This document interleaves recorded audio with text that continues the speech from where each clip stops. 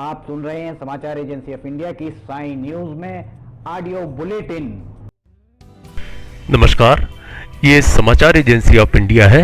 अब आप साई न्यूज की समाचार श्रृंखला में सुनिए रविवार 5 सितंबर का राष्ट्रीय ऑडियो बुलेटिन।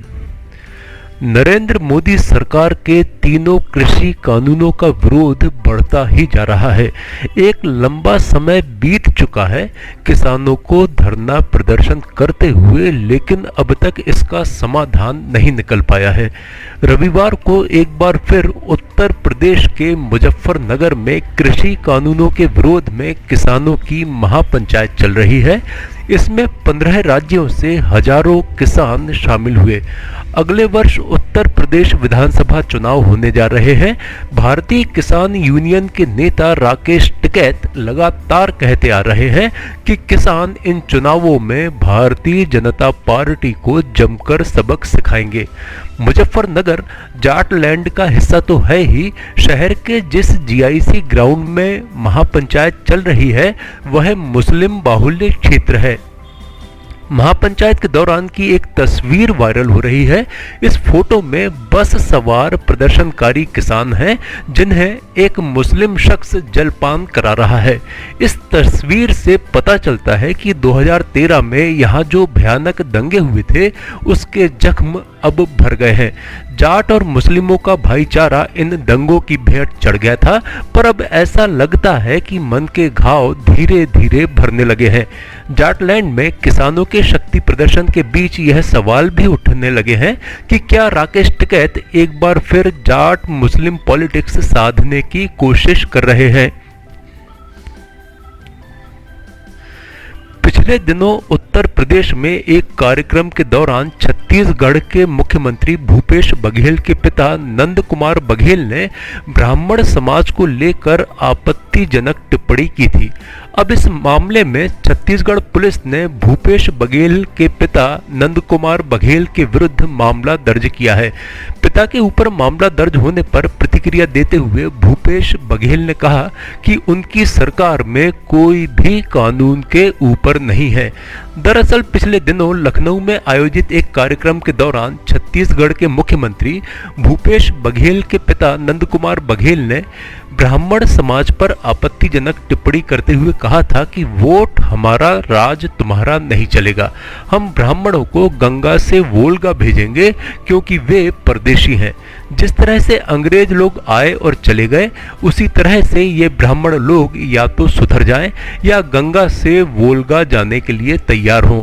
नंद कुमार बघेल के इन बयानों के विरुद्ध रायपुर पुलिस ने धारा 153A और धारा 505A के तहत मामला दर्ज कर लिया। पुलिस ने सांप्रदायिक माहौल खराब करने और सामाजिक सद्भाव बिगाड़ने की धाराओं के तहत मामला दर्ज किया है। कृषि कानूनों के विरुद्ध उत्तर प्रदेश के मुजफ्फरनगर जिले के जीआईसी मैदान पर जारी किसान महापंचायत के बीच प्रदर्शनकारी किसानों को भारतीय जनता पार्टी के सांसद वरुण गांधी का साथ मिला है। भले ही केंद्र सरकार और पार्टी कृषि कानूनों की वापसी को नकार रहे हैं, लेकिन भारतीय जनता पार्टी सांसद वरुण गांधी किसानों के पक्ष में आज आवाज उठाते दिखे।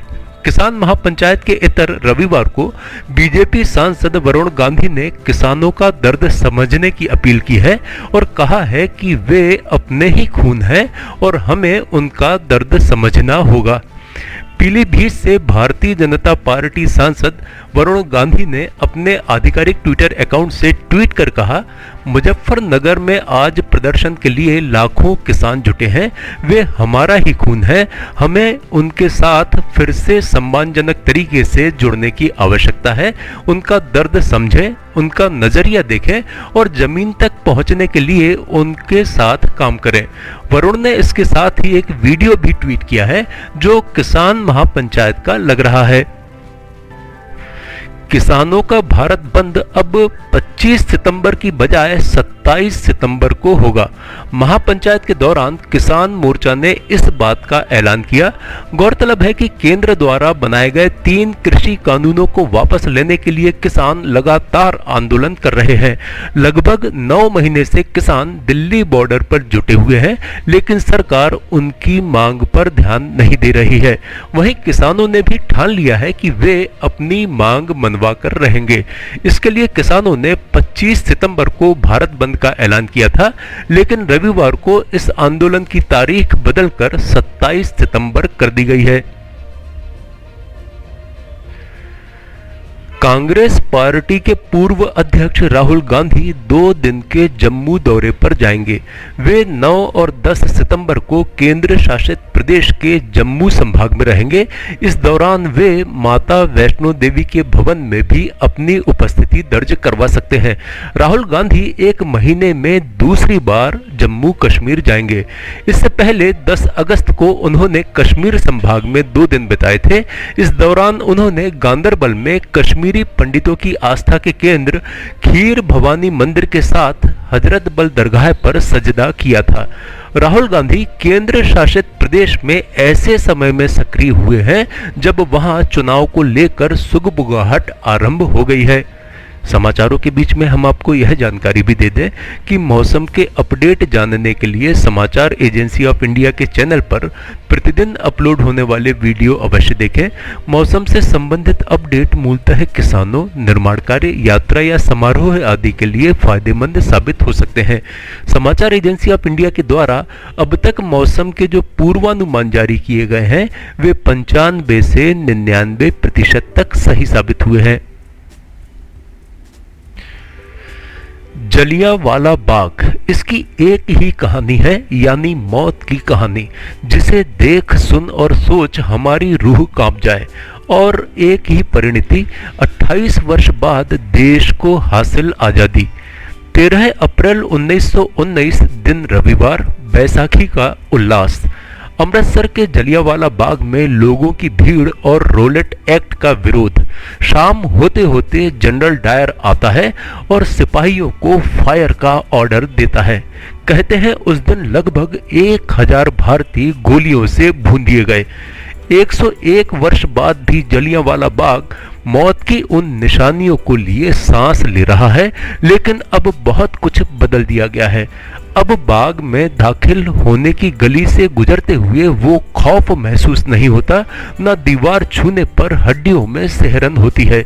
अब एंट्रेंस गली में लगे बुतों के साथ लोग सेल्फी ले रहे हैं और बुतों के चेहरों पर भी मातम के स्थान पर खुशियों की लकीरें हैं। सरकार ने जलियांवाला बाग में रेनोवेशन कराए हैं।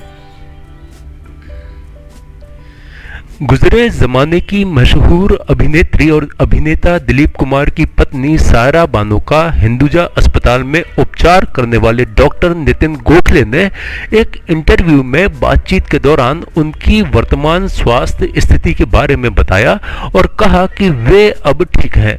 दरअसल इंटरनेट पर कुछ रिपोर्ट्स हैं जिसका श्रेय एक डॉक्टर को दिया जाता है, जिसमें कहा गया है कि सायरा बानो हिंदुजा के डॉक्टर्स को अपनी एंजियोग्राफी नहीं करने दे रही हैं क्योंकि उनका वेंट्रिकुलर फेल हो गया है और वे डिप्रेशन से जूझ रही हैं, लेकिन यह रिपोर्ट सच साबित नहीं हुई है। डॉक्टर नितिन गोखले इसे स्पष्ट करते हुए कहते हैं, सायरा बानो डिप्रेशन से नहीं जूझ रही हैं, साथ ही उन्हें बिल्कुल भी मुश्किल नहीं हो रही है, जिसका दूसरे शब्दों में मतलब है कि वे एंजियोग्राफी से परहेज नहीं कर रही हैं। डॉक्टर गोखले आगे कहते हैं, जैसा कि मैंने आपको पिछली बार बताया था कि एंजियोग्राफी बाद की तारीख में की जाएगी जब हम उनकी डायबिटीज को कंट्रोल कर लेंगे, तो उसके लिए ना कहने का सवाल ही नहीं है। चुनावी रणनीतिकार प्रशांत किशोर का कांग्रेस में जाना लगभग तय है, लेकिन उन्हें कौन सी भूमिका दी जाए इसको लेकर गांधी परिवार यानी राहुल, प्रियंका और उनकी मां सोनिया गांधी के बीच मंथन जारी है। इन सब के बीच कांग्रेस में प्रशांत किशोर की एंट्री को लेकर पार्टी के बड़े नेताओं में नाराजगी की बात सामने आ रही है। कांग्रेस के एक सीनियर लीडर ने नाम गुप्त रखने की शर्त पर बातचीत के दौरान किशोर यानी पीके को फुस बम तक कह डाला। वहीं दूसरे वरिष्ठ नेता ने भी नाम गुप्त रखने की शर्त पर साफ कहा, पीके यदि कांग्रेस में शामिल होते हैं तो कांग्रेस की जीत हो ना हो, भारतीय जनता पार्टी की जीत अवश्य होगी। उन्होंने यह भी कहा कि पार्टी के भीतर दिग्गजों की भरमार है, लेकिन लंबे समय से बड़े नेताओं की पार्टी में अनदेखी की जा रही है, उसी का खामियाजा कांग्रेस उठा रही है। आप सुन रहे थे समाचार एजेंसी ऑफ इंडिया की साई न्यूज की समाचार श्रृंखला में शरद खरे से रविवार 5 सितंबर का राष्ट्रीय ऑडियो बुलेटिन। सोमवार 6 सितंबर को एक बार फिर हम ऑडियो बुलेटिन लेकर उपस्थित होंगे। आपको ये ऑडियो बुलेटिन यदि पसंद आ रहे हो तो आप इन्हें लाइक, शेयर और सब्सक्राइब अवश्य करें। अभी आपसे अनुमति लेते हैं। जय हिंद।